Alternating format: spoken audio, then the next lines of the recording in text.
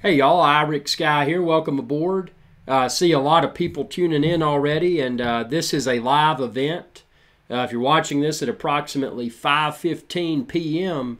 New York City time on February the 2nd, then this is a live event. So you can type within the comments section, and everyone, including myself, will be able to respond to your comments in real time. See a lot of people starting to join the chat session here now. We've got Newburyport drones just tuned in. Got a lot of other people, and if you haven't tuned in to an Epic Drone Show live event before, anything is free game. I mean, obviously, make sure that you keep all of your comments clean and appropriate for everyone. This is a show that I don't want to alienate anyone's, for everyone. So with that being said, we're going to go ahead and I gave you a shout out, Newburyport, welcome aboard. We got Mike, also known as the Drone Ranger. He says it's only 5:13 here. Actually, you're right. I went I'm running a few minutes fast on my mechanical here. So thanks for the, yeah, you're right. Yep, it is 5:14 p.m. New York City time. So, yeah, let's get rolling here. Good news is I want to thank everyone for your patience. There's been a lot of problems in the past with my live stream, particularly after I upgraded to the latest Mac OS. And today I've gotten everything straightened out. So that's great. I hope y'all can see me and hear me okay. And yep, just messing with you. Hey, I like to have time into the tea, and actually I've got a bad habit. What I do with let's see, let me exit out of this program here. What I do is always set my mechanical watches, set them to a few minutes fast, and that way I'm never late because I never check my phone for the time. I don't trust technology.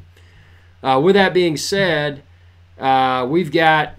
we got a lot of good stuff. DJI has been in a period of silence, and the only thing that's awakened the beast is the unveiling of the new controller for the Mavic 2.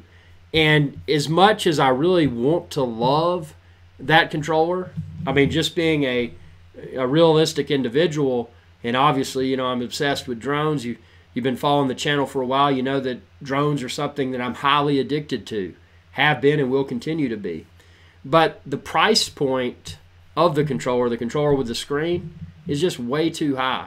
I mean, I couldn't justify it. When a controller with a screen is costing in the neighborhood of like a standalone smartphone, it's kind of I don't know. But when the price drops, I'm definitely going to be interested because there's a lot of value in a standalone controller. One of the primary things being you're not draining your phone's battery life when you're using it. Number two, you don't have to deal with putting it in airplane mode like you do your phone. So, and potentially the screen, the clarity and feature set that's achieved by way of a first-party device using to control the drone is really cool. Newburyport says, yeah, DJI is definitely being quiet, and I'm with you on that. I think something's brewing. Aside from the controller, DJI's previous semi-large release was the Osmo Pocket, and I absolutely love the Osmo Pocket, especially after some of the more recent firmware updates. The performance of the Osmo Pocket has become even better. But I think it's time now.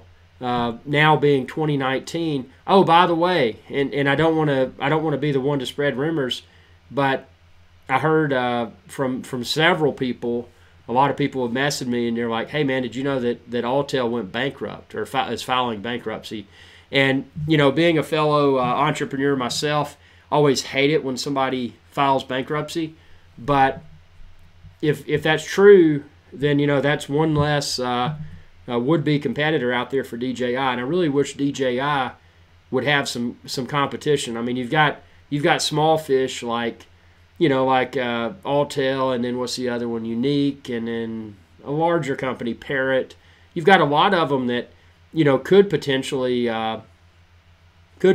compete. They can't seem to put all the dots together, and it makes one wonder, like we've discussed before, why don't we see an Apple?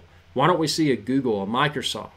A company like that, a GoPro. GoPro did it and they failed. Why don't we see someone come to the table that has the disposable cash to really make this work? And it makes me go back, and I'm not one to fearmonger, but it makes me go back and say, is there something that all of these large companies are privy to that we're not? Do they know that some sort of ultra enhanced drone regulation is coming? Do they know something that we don't know that would prevent them from wanting to get their feet wet with that business within that drone space? And it's really fishy, because drones, DJI is really the only big drone company. I hate to say that, because they need competition. Every business deserves competition, but the fact that there's no true competition, I think 2019, I think it may be a while before we really see.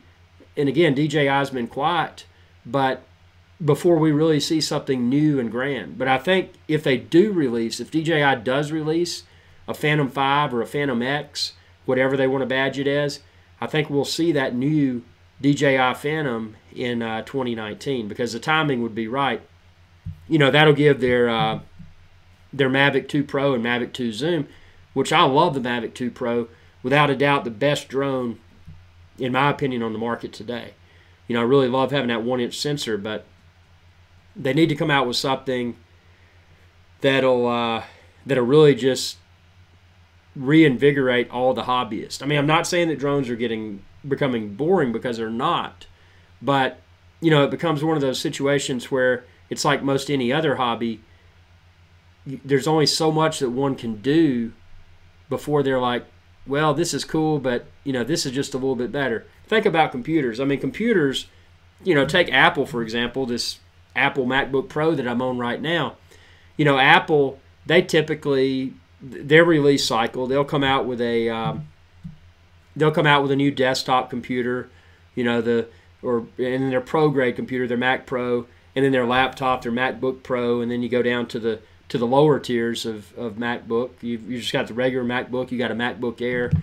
So, but when Apple does that, the customer kind of expects it. They know that every few years it's like, well, this year it's probably going to be just a minor refresh. But then every few years you get the radical overhaul. Look at the iMac series of computers, for example. When iMac first released, it was that, and this was in the early days of Mac OS 10, but it was actually, I think it's right when Mac OS 10 first came out, because originally the iMac had the older version of Mac OS, which I didn't like, and then they released Mac OS 10, which is a Unix operating system, which is what made me hop on board. I converted from Linux to Mac. Well, for my desktop applications, I still use Linux for all my servers, but for desktop purposes, I converted from Windows to Mac OS 10, just because it was Unix based. But when iMac first came out, it was a boxy computer. It came in a lot of colors. That was kind of their selling point, because other PCs, they were kind of dull. It's a beige colored computer, very boxy.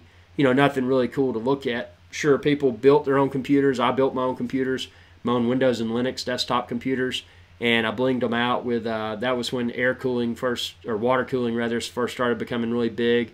And then you would have the lights on the inside of the case to make it look really sinister. And that was just a lot of eye candy. But what Apple did, they created the really rock solid all-in-one computer. But then as you watch throughout the years, Apple's iMac evolved. It went from this boxy thing to a very much thinner, slim profile computer, all-in-one computer.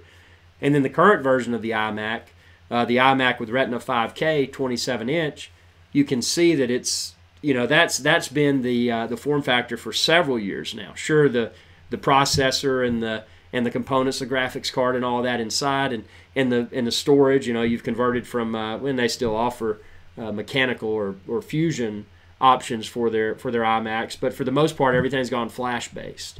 So cosmetically on the exterior, things look very similar, but on the inside they've continued to greatly improve their performance. But like any other industry, whether you're looking at drones or in this example, Apple computers, Apple is due for a drastic overhaul for their iMac line. It's people are becoming immune to looking at the iMacs. Like, well, I need to upgrade, and I will upgrade, but what's the the warm and fuzzy feeling that I get when I upgrade and I have that newest model iMac in front of me? If it hasn't changed a lot, the level of satisfaction that the user gets is greatly reduced. Whereas if it's a brand new experience, give somebody the original model iMac, the really big clunky one, and then swap that out with the current model iMac. That is a huge upgrade, and that's what we need with drones. We need something that's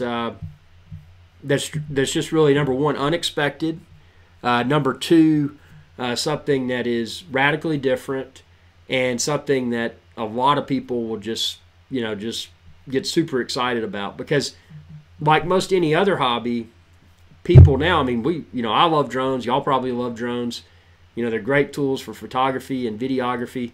But to get that feeling of something new, we really need something new. And I think to your point, Newburyport, I think the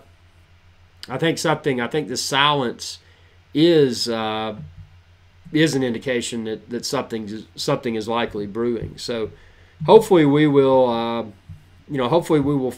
see that something materialize here very soon, because it's been a long wait. And until then, continue to enjoy what's great. And the Mavic 2 is just a really rock solid, excellent battery life, excellent performance. Excellent range. Obviously, I fly line of sight to be safe and responsible, but I've encountered no connectivity issues with it. It's just been a solid performer. But it's time for something new. And I hope the DJI is watching this, because DJI is without a doubt my favorite drone manufacturer on the market today. But with that said, there's not a lot of real competition. It's kind of, if you want to experiment with the other drones, which I have, it's fun, but it's like, God, it's just like I just don't get that refined experience with the video quality, with the photo quality, with the performance, with the overall build quality. So it's like Newburyport said, DJI controls the drone world, but agree, we need more big companies. Yeah, we need a lot more. And and the other thing is, without having a lot of companies manufacturing really cool drones, a company like DJI can become stagnant. Right now, they are the drone company. So, what's the need to innovate? Why spend more for research and development? Why spend more for quality control testing? Why spend more for marketing? If you can sell what's already out there, and like most, Apple and DJI are much alike. Newburyport, I agree 100%. But they're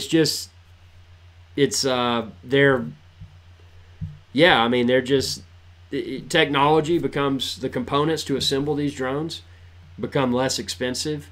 But when you're a company that's selling drones like wildfire, why invest in the latest tech when you can continue to sell the older tech? Sure, there's a lot of tech. Why DJI hasn't dabbled with 360-degree cameras, spherical cameras? Why have they not done that? Especially after Apple's big push, and this was still not too long ago, but when Apple released their iMac Pro, Apple's vision, or their perceived vision for iMac Pro, was to create a VR, a spherical video editing computer.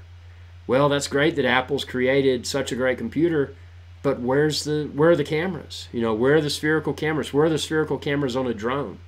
Because think about how cool that would be. To film that 360-degree spherical VR, whatever you want to call it, footage, and be able to edit it on a Mac, and then really relive those flights from any perspective that the viewer chooses to relive those flights from. And that's the thing that blows my mind. Even if it's just as a curiosity, why have we not seen DJI dabble with VR, spherical VR? All three of those terms can be used interchangeably. But it would be so simple. It seems that it would be so simple to attach a 360-degree camera to a DJI drone, and why wouldn't they do it? Yeah, Newberry got a lot of people in the chat. It's just people aren't really chatty here. It's kind of weird. And speaking of that, if you're sitting out there, say something, and we'll start a conversation. I don't want to be the I'm hosting the live stream here, but I don't want to be the the lone spokesperson. So yeah, have y'all seen anything that's of interest? Is there something that that you would like to see in an upcoming drone?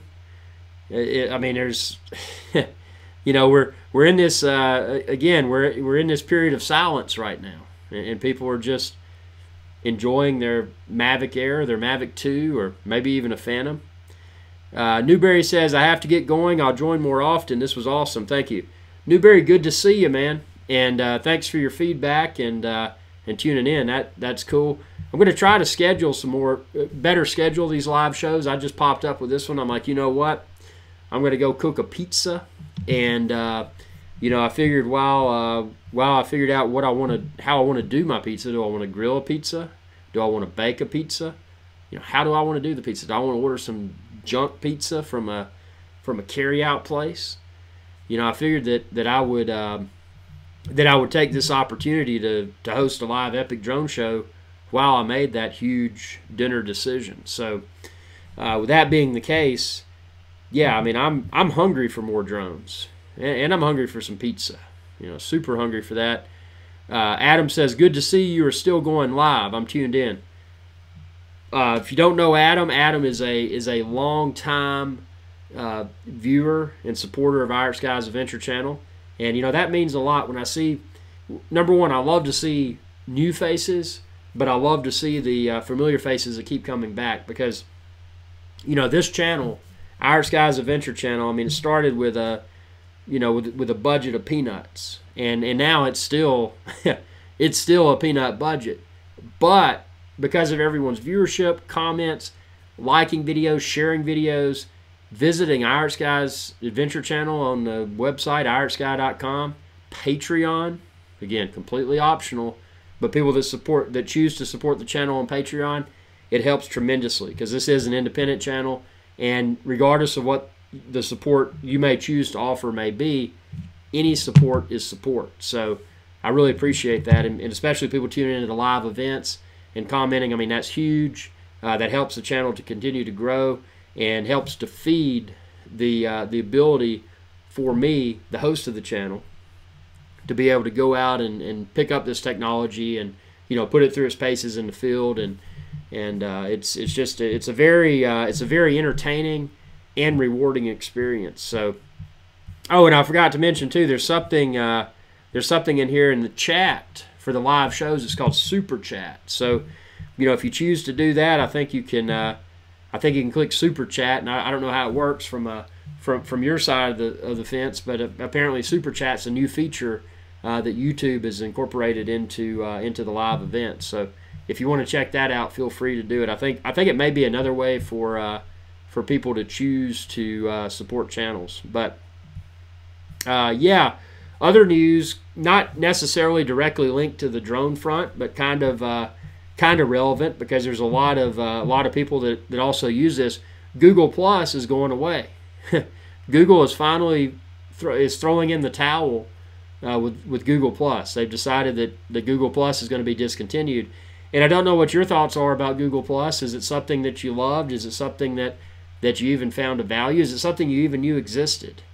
When it first came out, Google Plus was more of a, it was kind of at least my perception of it is that Google was looking at Facebook and they're like, oh, Facebook's a social network. MySpace is gone. I think MySpace still exists, but you know what I mean. MySpace, if you're an older person, you probably remember when MySpace came out, Napster came out, the MP3 file sharing system, and then everything just kind of popped.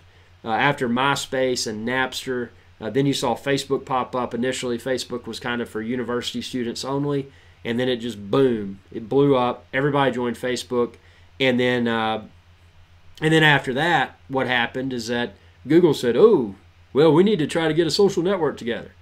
And Google, I love Google. I mean, I love YouTube. I love, Google, in my opinion, is an analytics company, and I like that. It's cool.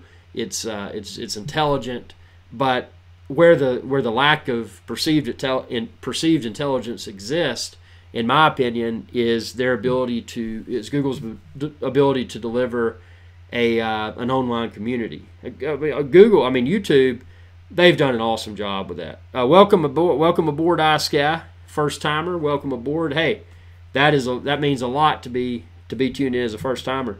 Just curious, how did you find out that I was live right now?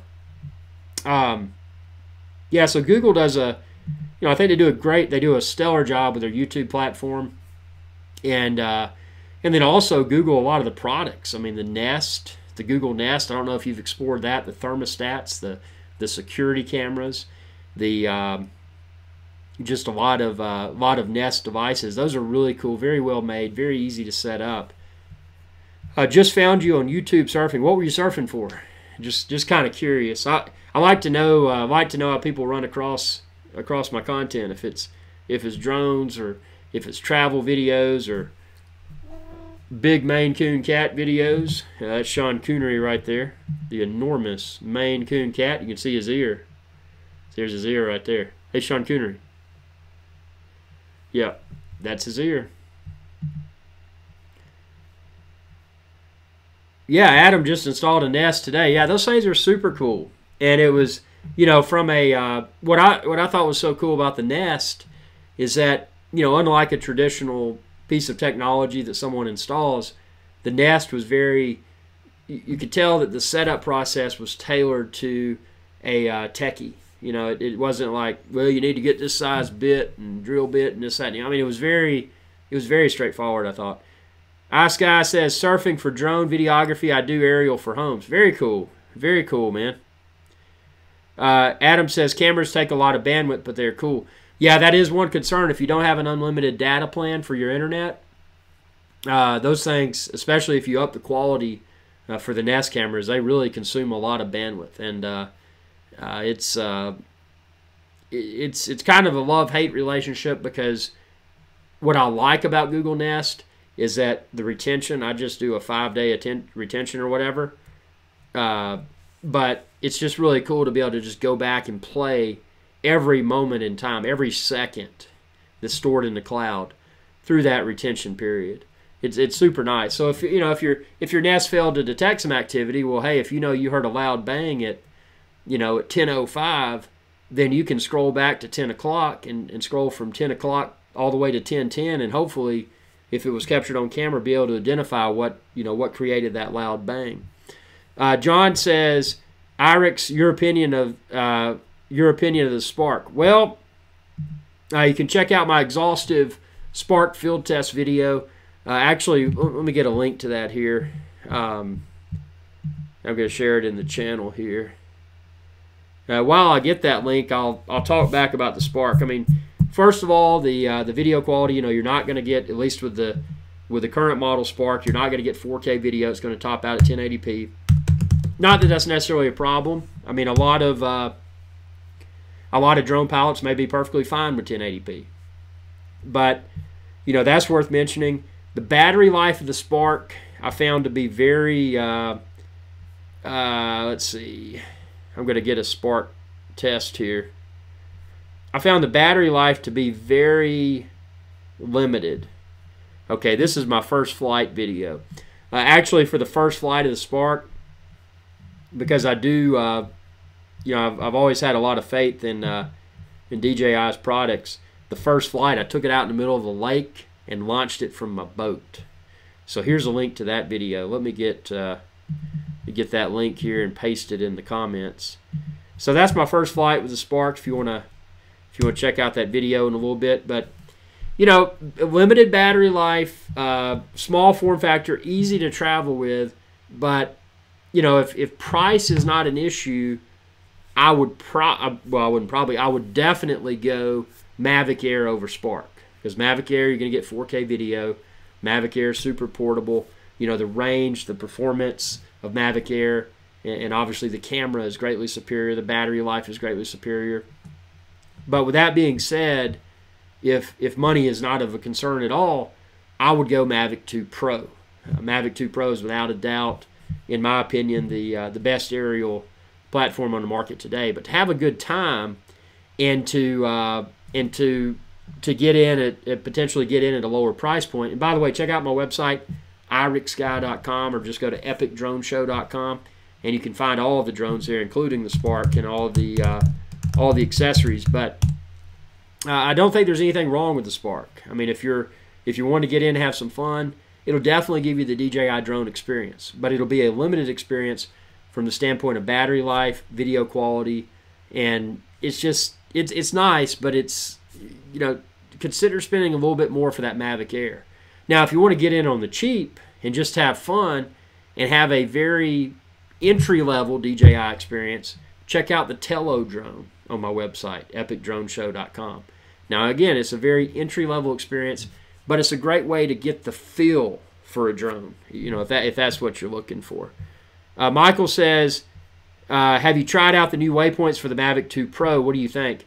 I have not tested, haven't had time to test the waypoints for Mavic 2 Pro yet, but it brings me back to the day, I think it was, I can't remember if it was my Phantom, I think it may have been my Phantom 2 Vision Plus, but when I tested waypoints for one of those drones, it was a really cool experience because, back in those days when drones were first, really starting to come together, and, we were seeing the Mavic, the Phantom 2 Vision Plus, that had a DJI camera on it. That was cool because, it was a step up from having a GoPro tethered to the bottom of my Phantom 2.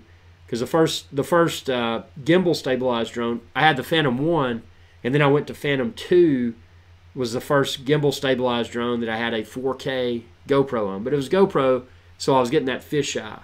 And then but I think it was the Phantom 2 Vision Plus, which topped out at 1080p, but I think it had the waypoints. And I remember doing that. I was over and it was not a stadium because, it was illegal to fly over stadiums, obviously. But it was just a small, baseball field that was not populated by anyone. It wasn't a stadium. It was just, you had, home plate, first base, second base, third base. And I thought it was cool setting the waypoints and following that. So, to your point, it'll be interesting to see how well or how poorly waypoints. Let me get a link to that video for everyone here. That was way back in the day. Yeah, but I bet the experience with waypoints now is just greatly superior to how waypoints were then. That video, it was Phantom 2 Vision Plus. 4 years ago, when I did when I performed that test, that video has had 1,095,477 views. And I'm going to get a link right now and share with y'all in the video comments. But this is that. Yeah, this was the waypoints test with that Phantom 2 Vision Plus. So, yeah, it'd be interesting. It's a great question you had, Michael, because see, after performing that test 4 years ago, and then picking up my Mavic 2 Pro and performing the test with Mavic 2 Pro waypoints, I wonder how much better of an experience that's going to be. That's going to be really cool. So, yeah, I'm excited, and thanks for bringing that up because that's a test that I need to do, and I just with a lot of to cut to the chase, I run a lot of different businesses. And with all of that going on, I haven't taken the time, and weather's got to be good too to take the Mavic 2 Pro out and test. But that's on my short list. So yeah, stay tuned because that's going to be interesting. It's just weird though with speaking of drones, I think let's see. I was just checking something out here. Oh, y'all may not even remember this, but there was a drone that was allegedly going to be released, and I'll admit I was excited about it. It was right when when 4K was first kind of becoming semi-mainstream, but it was Lilly, Lily, and then apparently the campaign went bankrupt, but anyway, it reemerged, and apparently the thing's coming out. But I looked at it, and I don't think it's waterproof anymore, because in the original campaign, roadshow, whatever they did, they were throwing it in water, and it would take off, and it was supposedly waterproof, and it was just funny. John says DJI did away with map selection waypoints on Phantom 3. And the thing you got to keep in mind, though, with any sort of autonomous flight, whether it's waypoint or or some sort of selfie shot or boomerang shot or asteroid shot, whatever the intelligent flight modes are, even though it's autonomous, number one, a lot of in a lot of countries, there's probably a visual line of sight requirement. So when you're doing that, if you're using waypoints, you check your countries and local regulations. But if you're using waypoints, you've probably still got to maintain that constant visual line of sight with the aircraft, and obviously have the controller in your hands so that you could take manual control, should there be an issue. So, just because something is made to be autonomous doesn't mean that it's hands off. And I think that's probably applicable to a lot of these cars. I personally think it's cool to see self-driving cars, and I think it may be the future. But personally, as a driver, I don't see the excitement with these self-driving cars. I mean, even if they were 100% safe, and even if it was 100% legal to be a passenger in that self-driving car and not have to maintain the responsibility of taking over controls manually, I just don't know if I'd really enjoy it. But and I think part of that too, at least the self-driving cars that are out there now, they just kind of look dull. I mean, if you look at and that's personal preference. A lot of people look like they look at the Teslas and stuff and they think they're really cool, but I just think they kind of look, I don't know. That's personal preference. Michael says waypoints for Mavic 2 Pro will return to home in the event you lose connection, which is a major plus. Yeah, and I'd be curious to see if the return to home, if in that scenario, if the Mavic 2 Pro returned to home, if it should be able to do see and avoid, because that's a big thing. If say it's returning home and there's an obstacle in the way, well, it's see it and be able to fly above it or fly around it. Yeah, I failed to mention, obviously. Oh, cool, it does. That's very cool. Epic Drone Show merchandise. It's on Amazon now. So if you go to Amazon and search for Epic Drone Show, you can find Epic Drone Show shirts. And I thought that was really cool getting those up there. So yeah, I mean, it's theamazon.com. So you can go to my website. You can find the link there. Just go to merch on my website, or just go to amazon.com and you can just search for Epic Drone Show and you can find Epic Drone Show shirts. So Michael says, or you have the option to complete the flight. Cool. Man, we've got a huge viewership today. This is great. I want to get this. I want to start doing a more than loosely scheduled showtime for these shows, because I think if we know that, oh, this is going to go live at X time and X date, that'd be really cool. Adam says, anyone have experienced drone swarms? I love to see drone swarms. That might terrify. What is a drone swarm? That sounds really dumb, but I don't know. What is a drone swarm? Michael says, enjoyed your coverage of the Osmo Pocket. No problem, man. When it comes to action cameras, I've really enjoyed the Osmo Pocket. One thing I would that I hope becomes available soon is a waterproof housing, because I'm excited to take it underwater in the waterproof housing, of course, and see how well it performs underwater with a gimbal, because that would be the first, the first action style camera that I've carried underwater that has a mechanical gimbal. But yeah, I've been super impressed with it.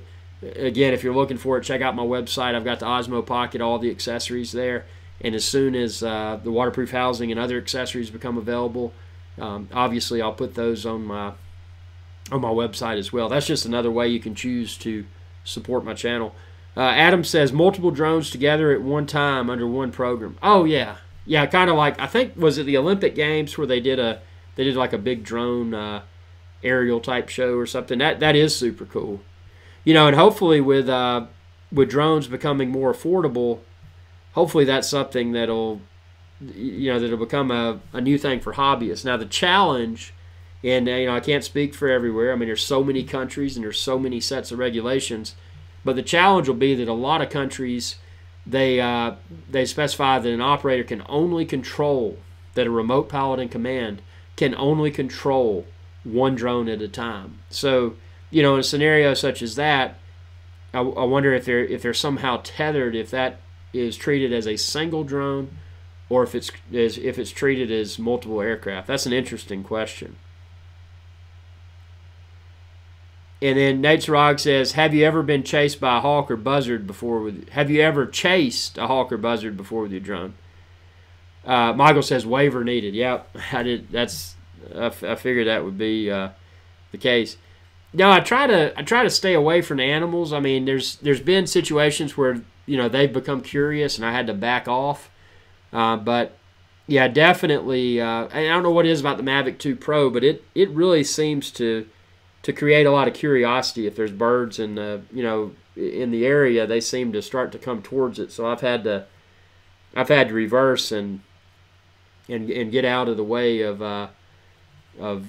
wildlife that was approaching it. I mean, I never approached the wildlife, but they approached the drone, and actually brings up an interesting point.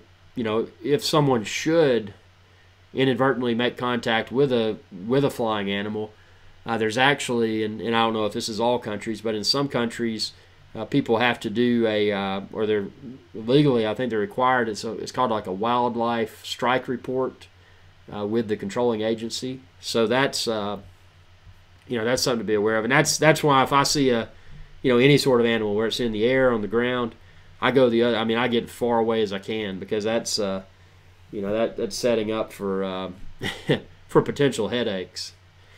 iSky says, my Mavic Pro is getting self-discharge in storage. Do you know what causes it? I thought it was defective battery, but getting the same with new battery. Yeah, that's interesting. So it doesn't follow the battery, it follows the drone. Self-discharge. I haven't encountered that. Now, but you're getting the same with a new battery, huh? So it's not that you had two existing batteries, but you got one that's brand new. That is. Have you updated the firmware on the batteries to make sure that they're all the most current firmware? Have you updated your drone's firmware? Adam says, life would be a lot easier if you would let us know in advance when your show is going to be on. I could tune in more often. That would be a great idea. I'm gonna try to do that. I'm just gonna try to pick a time and day weekly, and get this going, because it's easy to something. And I didn't mention this on the previous live show, but something that was iSky, try that. That's what I would do as a next step. I mean, obviously with a battery you want to be safe, because if there is a problem, it could potentially cause it to crash. But there's always a possibility that because of firmware versions, software versions, even if you've got a mix of different software versions, maybe your controller is not as current as your drone or as current as your battery. It could, but always assume that it's not. There's always a possibility that it could be falsely reporting due to software version, but always assume that it's a valid warning to be safe. I want to do.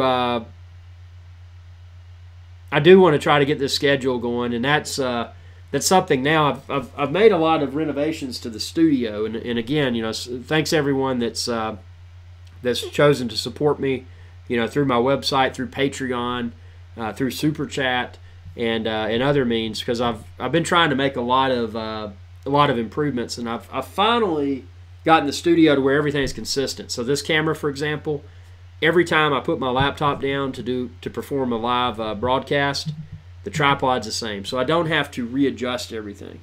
If I'm doing a green screen video that's not live, I've got a separate tripod for that. I've got a separate field monitor for that. So I've got consistent look and feel and I don't have to feel like every time I say, oh, I'm going to go live, that I've got to reconfigure everything.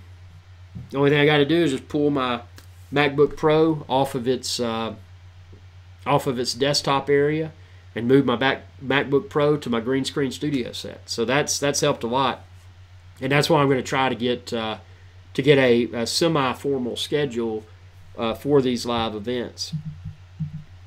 Michael says, I heard that the best thing to do is to go upward when attacked by a bird. Yeah, you're right, because typically birds will fly. You'll notice it's very rare that they're going to fly.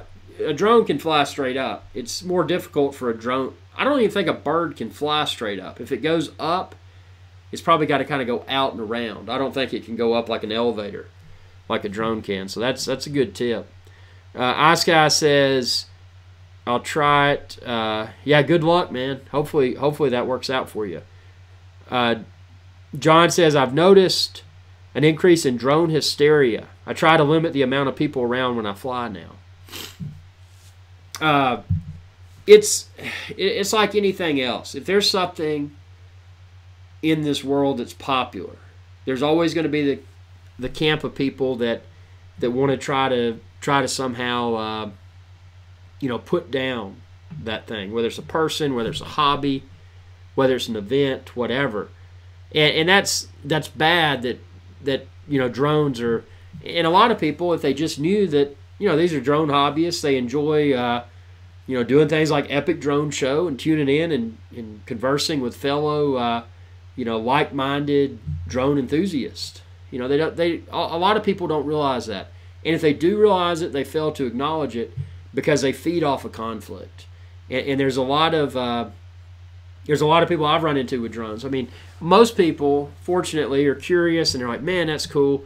And nowadays, because drones have been around for a while, there's more people that are like, oh, that's cool, that's a drone, which model is it? They're even if they're not super knowledgeable, they're knowledgeable enough to know it's a drone, and they're curious to know which drone it is. But then you got the people that are calling the cops, and they're like, man, what are you doing? And I don't know if I told y'all one story about somebody coming out in the field, and obviously it was a public field, and I had as much right to be there as they did. Well, another, a similar situation. I was out in the field, and this guy comes up to me on a lawnmower, and I'm like, oh man, this is going to get interesting. And it turned out that what I thought in that scenario, I thought it was was just a vacant lot. It was actually an extension of someone's yard, which was fine. They didn't care. They thought it was cool, and they told me to continue to fly. But you never know when you're out there and someone approaches you if it's going to be a confrontation or a pleasant conversation. And most of the time, fortunately for me, it's been pleasant conversations. There's been a lot of conversations backed with curiosity, and but there are those people like you just said, John, that try to throw people into a state of hysteria, and I don't know. I don't think it's going to ruin the hobby, because I think the hobby now, I think that initial momentum, that rapid momentum and rapid adoption that we saw, I think things right now have kind of stabilized. So hopefully that stabilization is also causing the people that are anti-drone to kind of back off and find other hobbies and things to criticize. Michael says, have you tested any of the professional drones such as Inspire 1 or Matrice?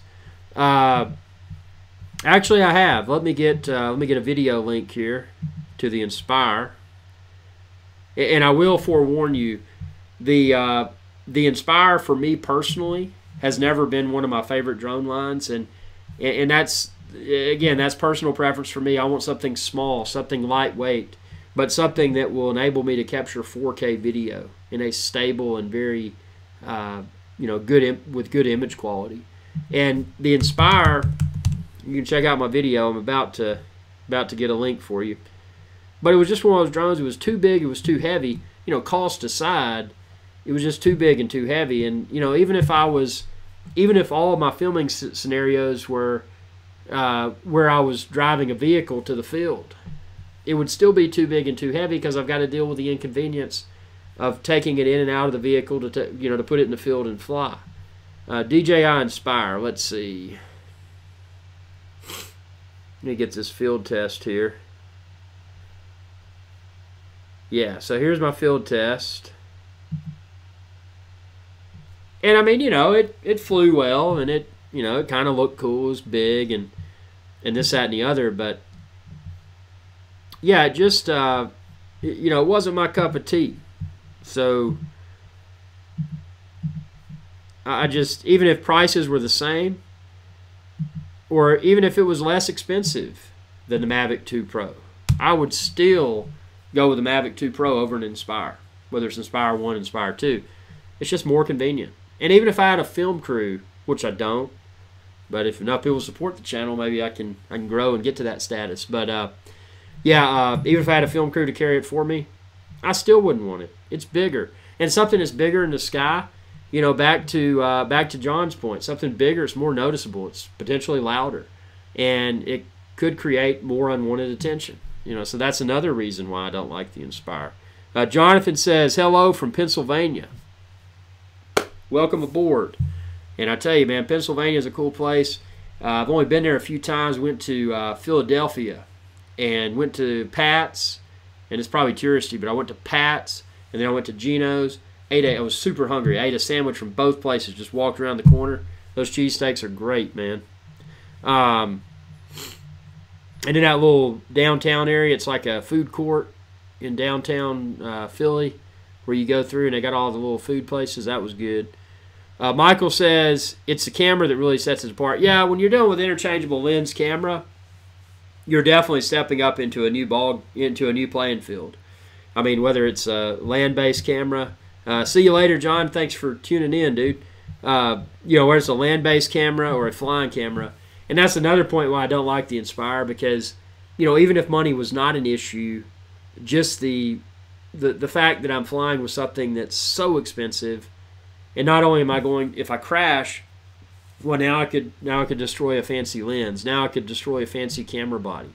You know, not to mention the very large and I don't know, you know, the drone itself. I mean, hey, again, personal opinions, it's fine. And any drone you're looking for, just go to epicdroneshow.com. You can find them all there, including the Inspire 2, Inspire 1 Matrice, and everything. So IrixGuy says, love my Phantom 4 Pro Plus for what I do. Very cool. Yeah, that's a great use case for a commercial drone pilot, without a doubt, to have a Phantom 4 Pro Plus. It's not too big and it's not too heavy, but I tell you, having that 4K 60 and it's got a rock solid camera on it. Adam says, Mavic 2 Pro is the best, period. The drone is so awesome. That's why DJI is silent. People are still applauding loudly. Yeah, no joke. I mean, and I'll applaud right now. I mean, Mavic 2 Pro, without a doubt the best. Compact, 1-inch sensor on the camera, Hasselblad camera. A lot of people say, man, that's not a true Hassi. That's not a true Hassi. It's just got the logo on it. But I don't care which logo it has on it. It could be called the worst camera in the world. You can say that on it. But it's still the best drone camera that I've experienced.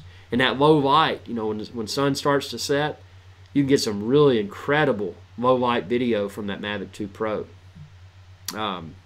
Yeah, just a rock solid performer. Hopefully they drop the price of that Mavic 2 Pro controller with integrated screen soon. I'd love to see that offered in a bundle with a Mavic 2 Pro for around $1,200 total. I think that would be a great. I think if they included that at that price point, you know, that's dropping the price point of the Mavic 2 Pro, I think they would really bring in a lot more business, which we'll see what happens. That would be super cool. But with that being said, I've decided I'm going to, instead of cook, I'm going to order just some cheap chain pizza with a coupon code and get that. So, yeah, I'm going to eat unhealthy and hit up the gym. Speaking of that, not Epic Drone Show, but if you haven't checked it out, I started a new initiative, and it's called Weight Loss Unscripted. And you can find the videos there. Just go to weightlossunscripted.com. But it's kind of a it's a place where I post a lot of stuff pertaining to diet and weight loss. And there goes my backup. Let's see, let me pause that. Pause that. There we go. Pause. Pause. Sorry about that. I had a temporary network congestion. I have a cloud backup solution, and it started kicking off, and it was consuming too much of my bandwidth. But yeah, check out weightlossunscripted.com. You know, not tied in with drones, but it's something that I'm behind. You know, everything from from food ideas to fitness. Going to put some fitness tips in there. Obviously, it's all for fun, but you know, something that drones get you out. Drones make you active. But you know, being able to eat what you want to eat, and and still mix in that fitness, and you know, just blend everything together. You know, it's always good to be a healthier drone pilot, or should I say, a less unhealthy drone pilot. So check it out if you want to. Nathan says found great value in Weight Loss Unscripted. That's good. I mean, again, it's for entertainment purposes only. I'm not a dietitian. I'm not a doctor. I'm not a personal trainer. But what I am is someone that likes to eat and eat whatever I want to eat, and that's what Weight Loss Unscripted is all about. It's unscripted because I just put whatever I want to out there, and you know, take it with a grain of salt, worship it, share it with others. Support my channel again before we kind of conclude this show, because I got to get that pizza.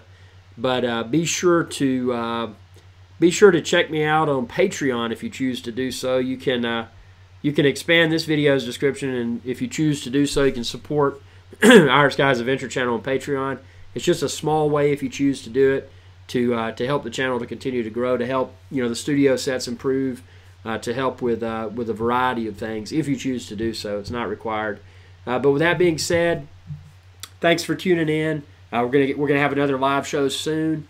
This show will appear shortly on epicdroneshow.com if you want to watch it again, or if you want to, if you didn't get a chance to watch it live, you can share it with your friends, and they can go there and watch it, a previously recorded version. But thanks again, everyone, for tuning in, commenting. I feel like we had a very fun conversation, just shy of an hour. It's approximately 6:05 p.m. New York City time. So with that being said, I'm going to go ahead and we're going to switch into the outro here. But before I do, thanks for your viewership. If you haven't subscribed, be sure to do so. It's youtube.com/IrixGuy. Check out epicdroneshow.com for all of your drones, your drone accessories, your drone merch, t-shirts and all that cool stuff, and a whole lot more. And ring that bell icon to be notified whenever I post another video. Thanks for your viewership, and y'all have a good day. Hey y'all, IrixGuy here. If you enjoyed this video, please be sure to subscribe, like, and share. It's viewers like you that enable my channel to continue to grow. Thank you.